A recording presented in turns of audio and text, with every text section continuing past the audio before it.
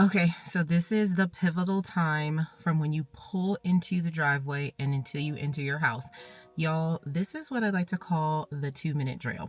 But before we get into that, we are going to talk about how you can make sure that when you come home that those are some of the most productive hours in your day. We are going to go in the house and you are going to see me, and it's going to be a time lapse of about 15 minutes.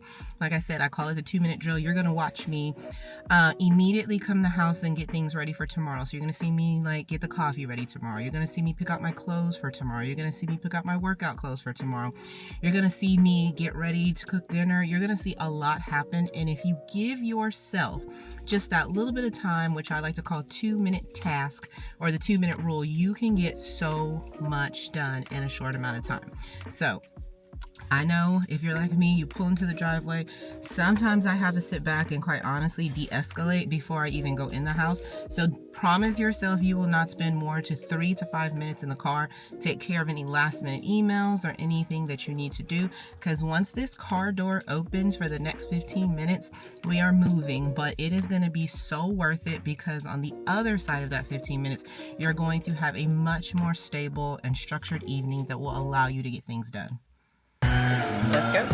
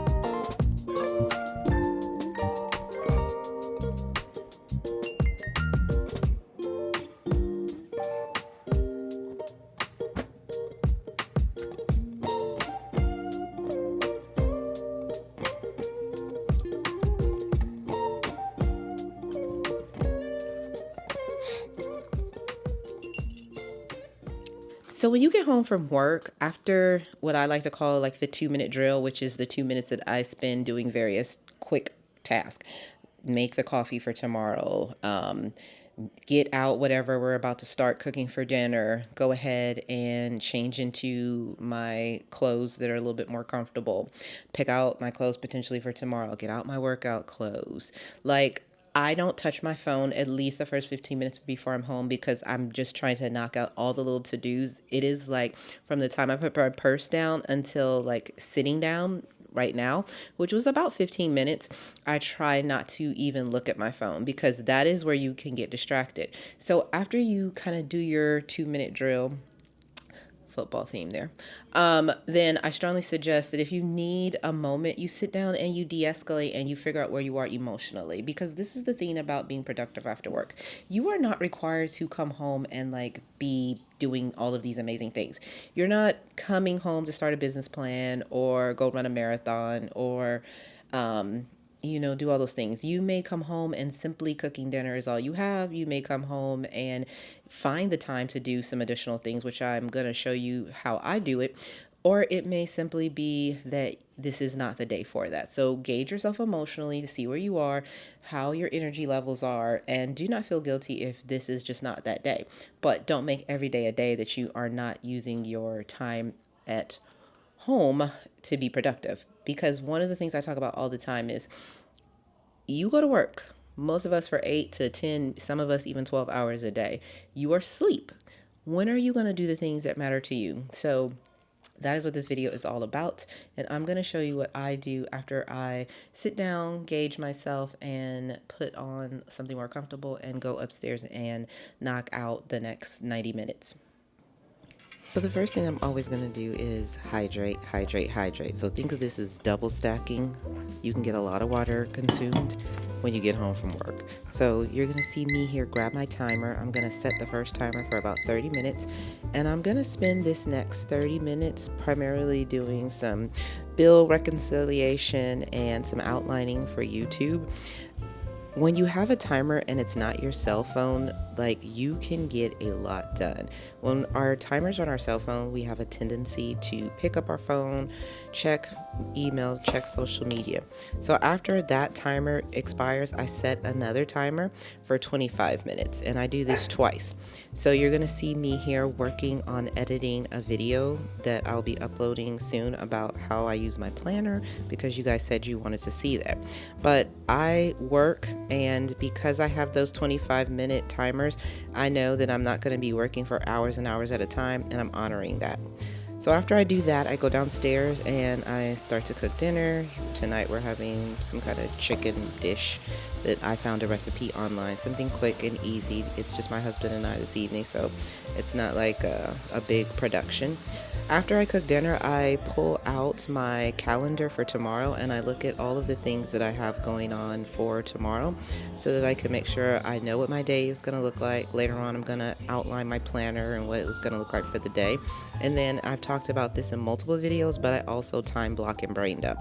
So all the things that I'm thinking about that need to get done, any kind of task, I just get them all out on a Post-it. This is so refreshing to get all of that out of your head. And then I start time blocking what tomorrow's day is going to look like. So what I'm going to do each hour of the day. And as I stated earlier, I will be uploading a series on how to use a planner. And I'll be specifically talking about how to plan the day and time blocking. After you do that, just finishing up the last minute touches on dinner. This has all been over the course of about 90 minutes so far. And here you can see I'm eating dinner. I'm also actually watching the preview to Monday Night Football. But that is actually my notebook where I outline my YouTube videos. And so I'm looking at that. And then I like to close out my evening doing two important things. 15 minutes I dedicate to reading. 15 minutes is a fraction of your day, but I believe in pouring back into my own self-development. So you'll hear me do this flash 15 of reading. And so here I'm reading Angela Duckworth's Grit. It's a great book. I've actually read it before, but I'm going back and rereading it. I like to reread things I've read because I like to go back and see what I highlighted to kind of see if it's still relevant to where I am in life right now. So I usually close out my day with some kind of reading. Sometimes I do it on the Kindle. Here, because the weather was actually nice, I went in the backyard and just spent a quick 15 minutes doing it. And that's how you can get a lot done, y'all. So it doesn't really matter where you're at as long as you can get in a productive space. So I actually am switching things up a little bit. So you saw me upstairs. I was working on reconciling some bank accounts and paying bills. And then I actually also spent some time working on a video that I'm uploading. And so I came outside because the weather is actually not oppressive right now in Houston. And so I was I'm rereading Angela Duckworth's Grit. And so this is a really good book. And if you can just allocate maybe 15 minutes in the evening, going back to the timer that I have, notice not my phone, because your phone, you get distracted, you pick it up, how much time is left. A timer is so good because number one, they're so cheap. I have like them in every room, and I can just quickly do 15 minutes reading a book, and the time really goes by when you're not messing with your phone. And so what I'm about to do is actually close out the evening with writing about what I'm going to do tomorrow. So I'm going to time block my day tomorrow and look at my to-dos, any meetings or things that I have to go to, things I need to prepare for. I like to plan my day for tomorrow the night before because I want to know the things that I have to do for tomorrow. And I just feel more organized and better. And so I am actually getting ready to shut my evening down a little bit early because, y'all, it is Monday Night Football. And in case you did not know, in case you did not see in my previous video, I'm a diehard New Orleans Saints fan. I have season tickets, y'all. I live in Houston. I fly to the games on the weekend. That's how diehard I am.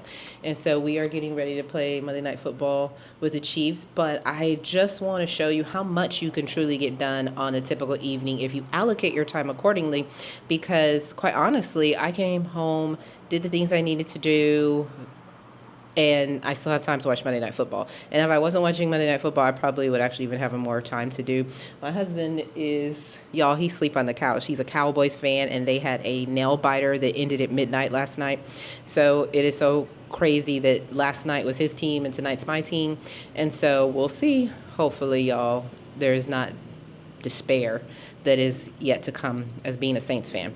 So, as always, please make sure to comment, like, and subscribe. You can get so much done in the night or in the evening. Y'all, stop trying to make the evening time like this masterful writing out novels, starting business plans, and just chunk it, and you will be shocked at over the course of a week how much you truly, truly can get done. So I will see you next time, and who dat?